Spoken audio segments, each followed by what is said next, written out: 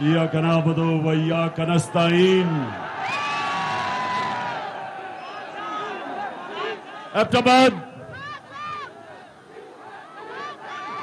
एबटाबाद इस शानदार और जुनूनी इस्तकबाल का दिल से आपका शुक्रिया अदा करता हूं। बहुत बहुत शुक्रिया। मैं आज आपके पास किसी मकसद से आया हूं। नौजवानों, डीजल और पेट्रोल की अभी बाद में बात करता हूं। पहले जिस मकसद से मैं आपके पास आया हूं, आपने थोड़ा सा सब्र करके मेरी बात सुनिए। मैं आज एबटाबाद में अपनी बहनों को खास तौर पे खराज तहसीन पेश करता हूं कि हमारे मुखालिफ वो ये कहते हैं कि गर्मी बहुत ज्यादा होगी, लोग नहीं निकलेंगे इस्लामाबाद में। ये मेरे बहादुर नौजवानों के लिए तो खैर गर्मी कुछ नहीं है, हमारी बहनों के लिए भी गर्मी कुछ नहीं है। इंशाअल्लाह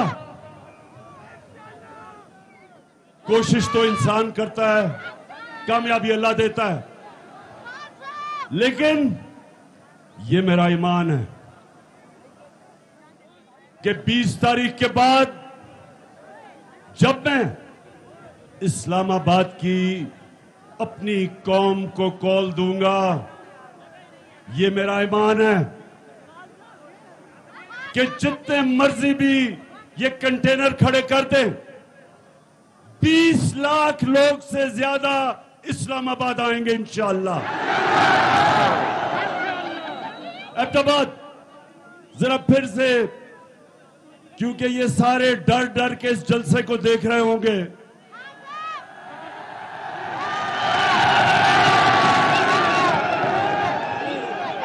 एक तो ये रहा कि आपकी तादाद कितनी ज्यादा और जिस तरह गर्मी में जुड़ के आप सब खड़े हैं,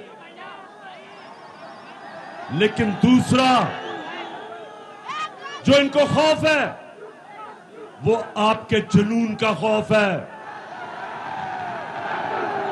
इस्लामाबाद में एक इंसानों का जुनून आने वाला है और एक आवाज होगी इस्लामाबाद में कि हमें हकीकी आजादी चाहिए, हमें इंपोर्टेड हुकूमत नामंजूर। इंपोर्टेड हुकूमत, ये एबटाबाद,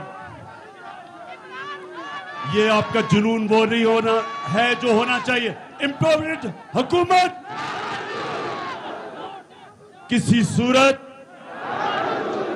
ये कौम इन डाकुओं की जो अमेरिका से साजिश करके हमारे पे बैठे हैं, कभी पाकिस्तान कौम इनको कभी भी तस्लीम नहीं करेगी।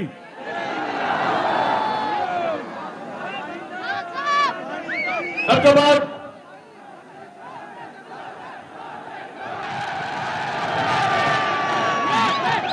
जहां तक मेरी गिनती है, पख्तूनख्वा में से तो सिर्फ एक लोटा निकला है, और जहां तक मुझे बताया गया, अभी तक वो लोटा पेशावर आने की उसने जुर्रत नहीं की। इंशाअल्लाह जिधर भी ये लोटे जाएंगे पाकिस्तान में, जिधर भी जाएंगे, इनको 2 नारे लगेंगे। 2 नारे क्या हैं?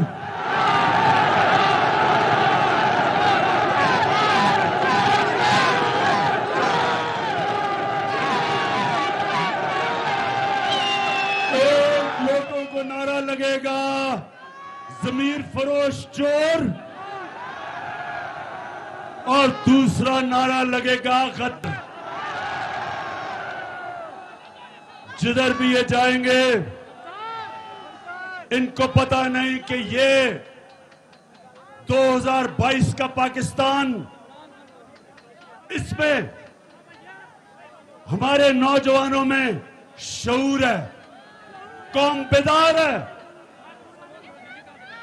बड़े तो छोड़ो, स्कूल के बच्चों को भी पता है कि लोटा क्या होता है। इन्होंने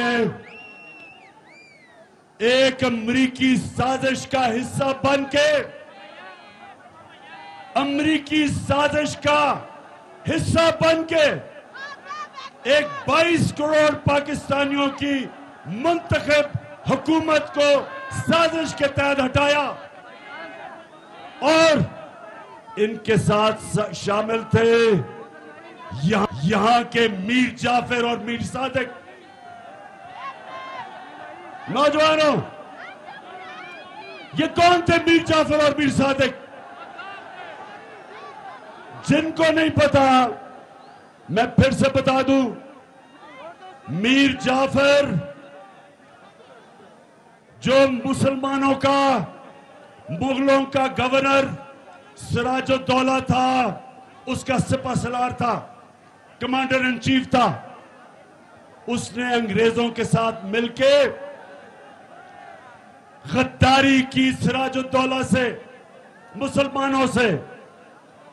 अंग्रेज जीते, अंग्रेजों ने बंगाल, जो मुगलों का सबसे अमीर सूबा था, सबसे ज्यादा पैसा बंगाल से आता था, वो सूबे को मीर जाफर की वजह से अंग्रेजों के गुलामी में गया और उसी जो सबसे अमीर सूबा था वहां कहत पड़े। अंग्रेजों ने इतना लूटा कि लाखों लोग भूख से मर गए वहां। और जब अंग्रेज गया 200 साल बाद, तो वो बंगाल हिंदुस्तान का सबसे गरीब सूबा बन गया। और मीर सादिक वो था जिसने टीपू सुल्तान से आखिर में जाके अंग्रेजों के साथ मिलके गद्दारी की और टीपू सुल्तान की शहादत हुई। और मैसूर जो टीपू सुल्तान की सल्तनत थी, अंग्रेजों की गुलामी में चली गई।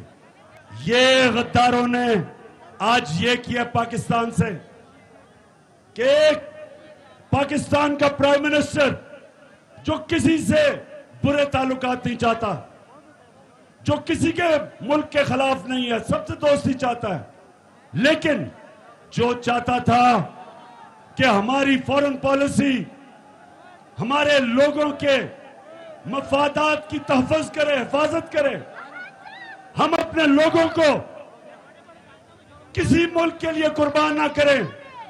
जिस तरह अंग्रेजों, अमेरिकनों के साथ मिलके हमने जो उनकी जंग लड़ी, 80,000 पाकिस्तानियों की कुर्बानी दी गई, हमारा कबायली इलाका उजड़ गया, 100 अरब डॉलर से ज्यादा हमारे मुल्क को नुकसान हुआ। मैं कभी इस तरह की फॉरेन पॉलिसी मानने के लिए नहीं तैयार था। मैं कभी अमेरिकनों को पाकिस्तान में बेसिस देने के लिए तैयार नहीं था।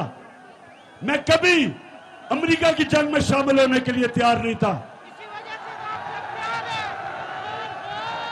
मैं रूस से, अगर मैं रूस गया तो मैं चाहता था, और हमारी बात चल रही थी रूस से, कि 30% कम कीमत पे रूस हमें तेल दे, ताकि मैं अपने लोगों के लिए पेट्रोल और फजल रहमान को सस्ता करूं।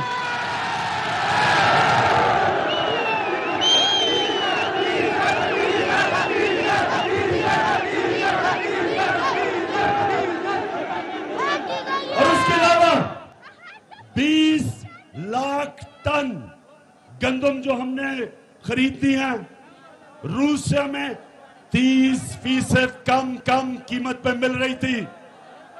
तो मेरा मकसद तो मेरी कौम है। मैं क्यों अपनी कौम के मुफादात को अमेरिका के लिए कुर्बान करूं? तो एबटाबाद के लोगों, मेरे पाकिस्तानियों, उनको इस तरह का अमेरिकनों को प्राइम मिनिस्टर नहीं चाहिए था। वो चाहते थे कि मुशर्रफ की तरह सरबराह हो, एक ही टेलीफोन की धमकी में चारों निशाने चित और उनकी जंग में शामिल कर दिया। वो चाहते थे कि चेरी ब्लॉसम जूते पॉलिश करने वाला जो कि उसने क्या कहा कि बेगर्स आर नॉट चूजर्स। मतलब ये कि जो हम तो बेकारी हैं, इसलिए हमें अमेरिका की गुलामी करनी पड़ेगी। शहबाज शरीफ, तुम बेकारी हो, तुम गुलाम हो, तुम बुज़दिल हो, तुम डाकू हो। तुम्हारी चोरी का पैसा बाहर पड़ा हुआ है और अपने पैसे को, अपने चोरी के पैसे की और अपने भाई के और अपने खानदान के चोरी के पैसे को बचाने के लिए आपने, अगर आप समझते हैं कि हम आपके खातिर अमेरिका की गुलामी करेंगे, किसी गलतफहमी में ना रहो। ये कौम नौजवानों याद कराओ, ये कौम जब बनने लगी थी, तहरीक पाकिस्तान था, तो वो कौन सा नारा था कि पाकिस्तान का मतलब क्या?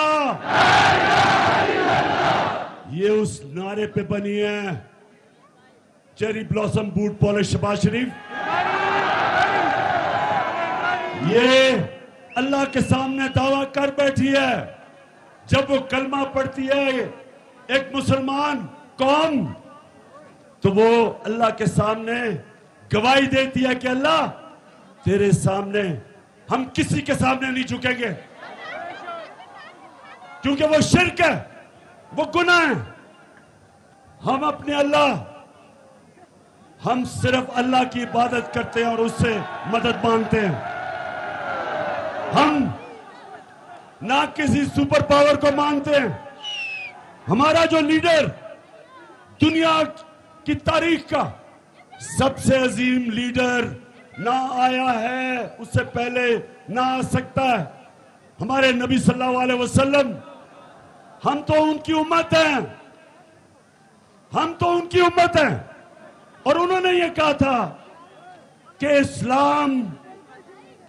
इस्लाम मुसलमानों को गैरत देता है, ला इलाहा इल्लल्लाह इंसान को गैरत देता है। हम किसी के जूते पॉलिश करने वाले नहीं हैं। और इंशाअल्लाह इस्लामाबाद में 20 के बाद जब मैं कॉल दूंगा, तो सारी कौम इस्लामाबाद पहुंच के एक पैगाम दे, एक ही पैगाम देगी, एक ही पैगाम देगी कि इंपोर्टेड हुकूमत नामंजूर। कहती मोहतरमा फरमाती है कि लंदन तो छोड़ो, पाकिस्तान में भी कोई प्रॉपर्टी नहीं है। मैंने वैसे जो शरीफ खानदान ने झूठ बोले हैं, मैंने कभी किसी को ऐसे झूठ बोलते नहीं देखा। तो अच्छा, अब नौजवानों, बाशऊर नौजवानों, दिलेर नौजवानों और मेरी बहनों, सुनो जरा। मैं आज अपने मीडिया से एक सवाल पूछता हूं। ये जब से इंपोर्टेड हुकूमत आई है, सारी चीजों की कीमतें ऊपर चली गई हैं। तो मैं अपने मीडिया से पूछता हूं कि कितनी दफा आप माइक लेके दुकानों में और बाजारों में जाके पूछा कि महंगाई है या नहीं है? हमारी बारी तो 4 रुपए टमाटर पड़ते था तो सारे बाजारों में फिरने शुरू हो जाते थे कि जी कितना नया पाकिस्तान। तो मैं चाहता हूं कि हमारा मीडिया हमारे से जो कर गया, और ठीक है मीडिया को करना चाहिए, मीडिया का काम है तनकीद करना, लेकिन ये जो अब इंपोर्टेड हुकूमत आई है, अब तो मुझे माइक नहीं नजर आ रहा कहीं जाते हुए। अब तो मीडिया के मेरे बड़े बड़े जबरदस्त मीडिया के हमारे लोग हैं, तो मैं जरा आज आपसे दरख्वास्त करता हूं कि खुदा के वास्ते जरा माइक लेके दुकानों में तो जाएं, बाजारों में जाएं, नौजवानों के पास जाएं। घी की कीमत पूछ लें कि घी कितना है, पूछे तो सही कीमतें किधर गई हैं, बिजली कितनी है, और अभी डीजल और पेट्रोल कितना है, पूछे तो सही लोगों से।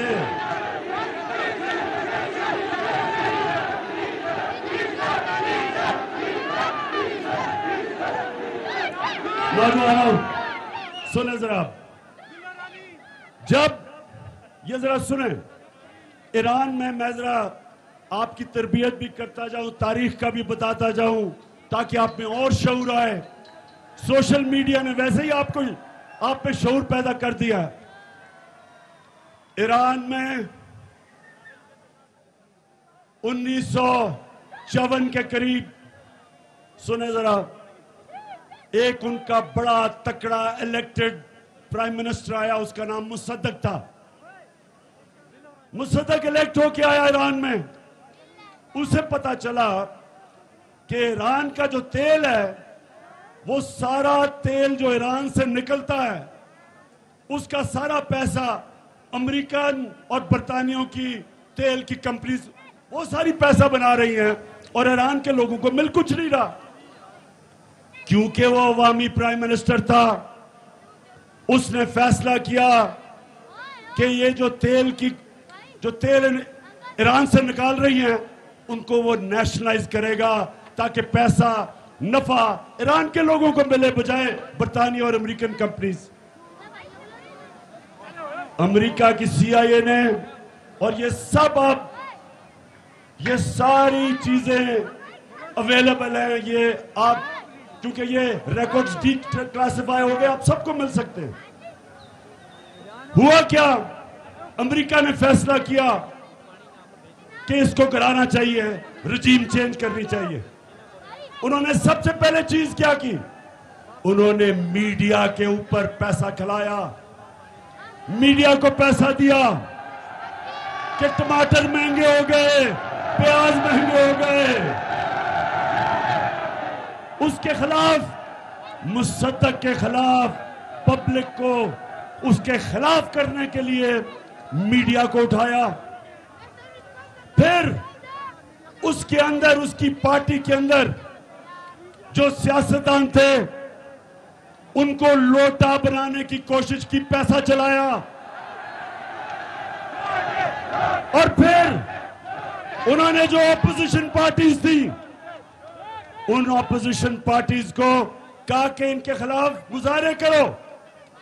आपने देखा ही होगा, कभी डीजल कह रहे लॉन्ग मार्च करूंगा, और कभी ना बिलावल कह रहे मैं लॉन्ग मार्च करूंगा। कभी सारी 11 की 11 पार्टीज मीनारे पाकिस्तान में निकली इमरान खान को गिराने के लिए। ये ईरान में भी यही हुआ, और आखिर में फिर साजिश के बाद मुदाखलत हुई और प्राइम मिनिस्टर मुसद्दक को हटाया गया। यही पाकिस्तान में जो मीडिया के ऊपर पैसा चला है, किन किन के ऊपर पैसा चला है, आपको सबको पता चल जाना चाहिए कि वो आज टमाटर और प्याज की बातें नहीं कर रहे, वो आज बिजली की कीमत जो बढ़ी है बातें नहीं कर रहे, वो आज ये नहीं बता रहे कि ये जनाब एक आदमी जिसको इन्होंने प्राइम मिनिस्टर बनाया है और जिसके बेटे को चीफ मिनिस्टर बनाया है, ये कोई बात नहीं कर रहा कि इनके ऊपर फैमिली पे 40 अरब रुपए के करप्शन के केस हैं। 16 अरब एफआईए के अंदर इनके नौकरों के नाम पे पैसे पकड़े हैं, जिसमें आपने सुना होगा मकसूद चपड़ासी का, जिसको बाहर भिजवा दिया। 375 करोड़ रुपए एक चपड़ासी के अकाउंट से निकले हैं। ये एफआईए का केस है। और आते साथ ही चेरी ब्लॉसम बूट पॉलिश ने एफआईए का वो सारे लोग जिन्होंने तफ्तीश की थी उनको निकाला इसने, उनसे इंतकाम कि कैसे तुम्हारी जरूरत है कि मेरे खिलाफ तुमने तफ्तीश की। कहीं नौजवानों, दुनिया में कहीं ये नहीं होता। मैं अपनी अदलिया से पूछता हूं कि मैं बड़े अदब से पूछता हूं कि इतवार को तो आपने सो मोटो एक्शन ले लिया, आपने रात के 12 बजे अदालतें खोल ली, लेकिन ये जो आपके सामने हो रहा है किसी जमहूरियत में यह हो सकता है कि एफआईए में 16 अरब रुपए के केसेस, डाका 1600 करोड़ रुपए का ये बाबर शहबाज शरीफ और उसके बेटों पे, और आप इसमें कुछ नहीं कर रहे। मुल्क का 1600 करोड़ रुपया चोरी हो और ऊपर वो बिठा दें, बिल्ले को बिठा दें दूध की हिफाजत करने के लिए। कौन सी जमहूरियत में ये होता है? और मैं आज नौजवानों ये सुन लें, मेरे नबी सल्लल्लाहु अलैहि वसल्लम ने आज से 1500 साल पहले तकरीबन कहा कि कौम तबाह कब होती है? जब छोटे चोरों को आप जेलों में डालते हैं और बड़े डाकुओं को आपका इंसाफ का निजाम नहीं पकड़ सकता, वो कौम तबाह हो जाती है। अब जरा नौजवानों जरा सुने, हमें नबी सल्लल्लाहु अलैहि वसल्लम जिन्होंने मदीना की रियासत बना के एक ऐसी मिसाली रियासत बनाई कि कई सौ सदियों तक, कई सौ साल तक मुसलमान दुनिया की इमामत की उन्होंने, तो उन्होंने जब ये कहा कि छोटे चोरों को जब जेल में डालते हो और बड़े डाकुओं को आपका निजाम नहीं पकड़ सकता, कौम तबाह हो जाती है। छोटे चोर साइकिल चोरी करेगा, भैंस चोरी करेगा, मोटरसाइकिल चोरी करेगा, हाँ मुल्क में तो मुश्किल पड़ेगी, लेकिन कौम नहीं तबाह होगी। कौम तब तबाह होगी जब अरबों रुपया मुल्क से चोरी करके, और जब आप अरबों रुपया चोरी करते हैं आप बिस्तर के नीचे नहीं रख सकते, आप बैंक में नहीं डाल सकते, आपको मुल्क से बाहर भेजना पड़ता है। और जब अब मुल्क से पैसा बाहर भेजते हैं, डॉलर लेते हैं, जब डॉलर खरीद के मुल्क से पैसा बाहर भेजते हैं डॉलर की कमी होती है। जब डॉलर कम होता है तो रुपया गिर जाता है, डॉलर ऊपर चला जाता है, रुपया नीचे। जब रुपया गिरता है, और जैसे ये आया रुपया गिरना शुरू हो गया, जब रुपया गिरता है नौजवानों तो महंगाई होती है, सब चीज महंगी हो जाती है, गुर्बत होती है, मुल्क तबाही की तरफ चला जाता है। आज एक एक दुनिया में मुल्क जो गरीब है, उन सारे मुल्कों पे एक चीज है, उनके पैसे वाले लोग पैसा चोरी करके मुल्क से बाहर लेके जाते हैं और उनका इंसाफ का निजाम उनको नहीं पकड़ सकता।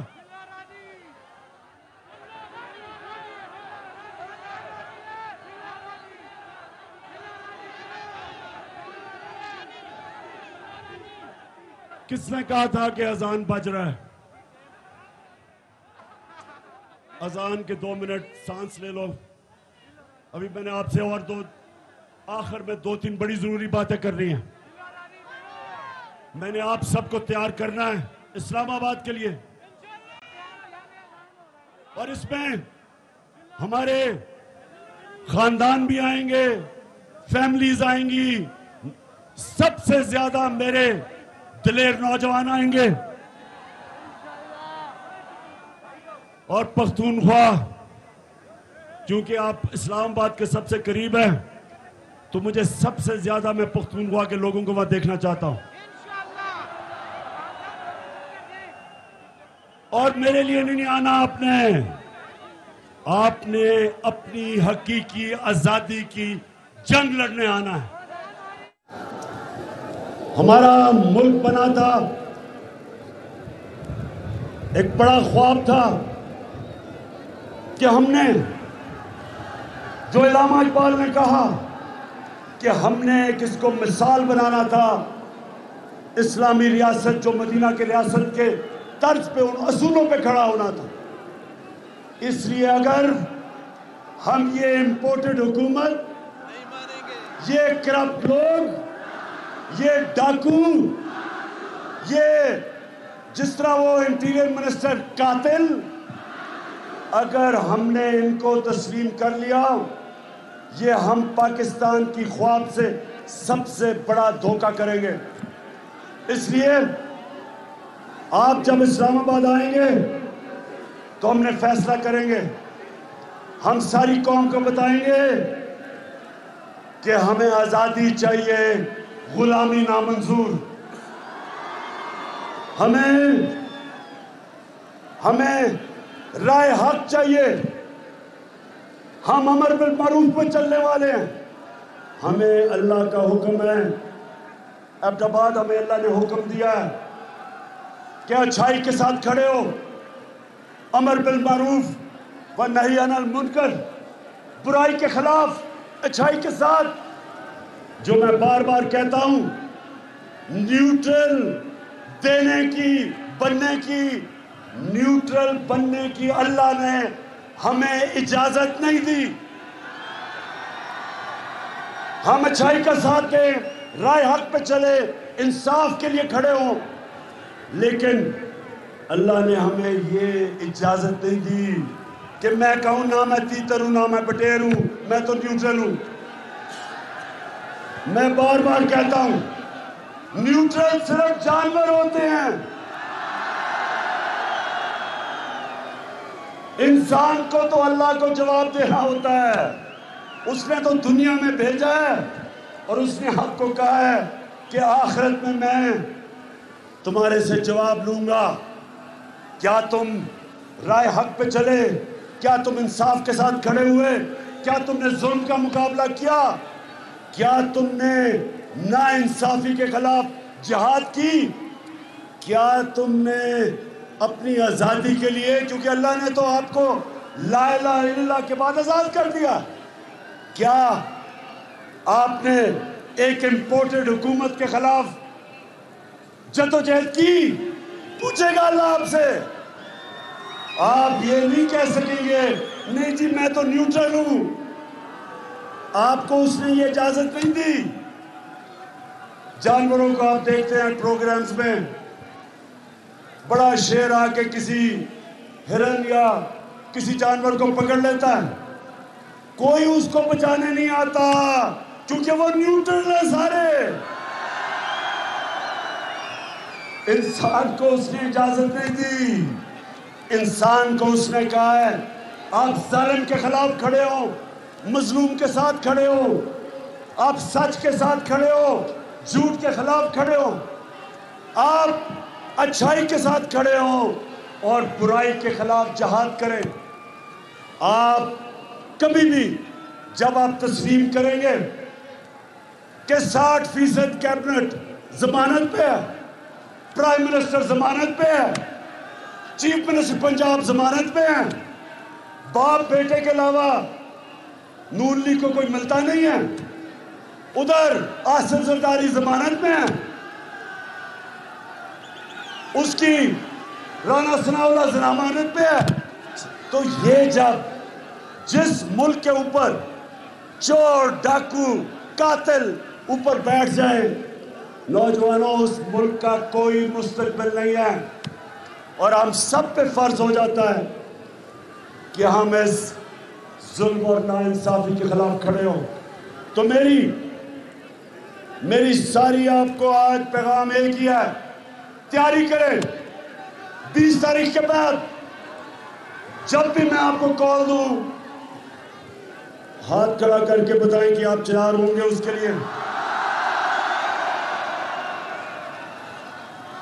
जो वहां नहीं पहुंच सकते वो एबटाबाद में निकलें, लेकिन निकलें सब। आप सब निकल के बताएं, अमेरिका को भी पैगाम जाए कि ये गुलाम कौम नहीं, ये आजाद कौम है। और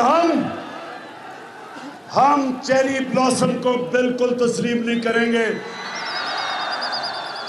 और ये जो इसने आके कहा कि मैं अपने कपड़े भी उतार दूंगा आटा सस्ता करने के लिए, खुदा के वास्ते शहबाज शरीफ ये ड्रामे खत्म करो। तुम्हें लोग पहचान गए हैं, वो ऊंची बड़ी बड़ी हैट पहन के कभी किधर पड़ रहा है, ये ड्रामे कर रहा है कि मैं अपनी कपड़े उतार दूंगा। शहबाज शरीफ खुदा के वास्ते कपड़े ना उतारना, हम खौफ से मर जाएंगे। सिर्फ एक काम कर दो, वो जो तुमने और तुम्हारे भाई ने और तुम्हारे दामाद ने और तुम्हारे बेटों ने और नवाज शरीफ के बेटों ने और इसहाक डार और उसके बेटों ने जो तुमने पैसा चोरी करके बाहर लेके गए हो, बस वो आधा ही पैसा ले आओ, हम गंदम की कीमत खुद ही नीचे कर देंगे। ड्रामों का टाइम चला गया शहबाज। ये सोशल मीडिया का जमाना है, हर रोज या तुम्हारा झूठ पकड़ा जाता है, जहां वो मरियम का झूठ पकड़ा जाता है। जलसा किया अभी पिछले दिनों में किधर, पिंडी गेट में 4 बजे जलसा था, कोई लोग ही ना निकले,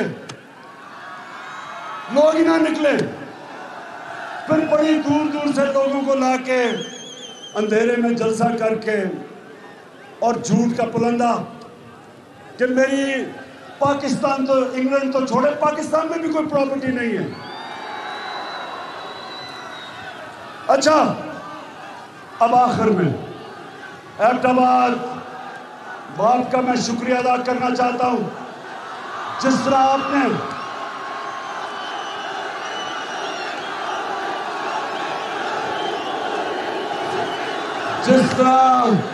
आपने हमें इलेक्शन जताई, शिकस्त दी, कहते थे कि नून लीग का गढ़ है।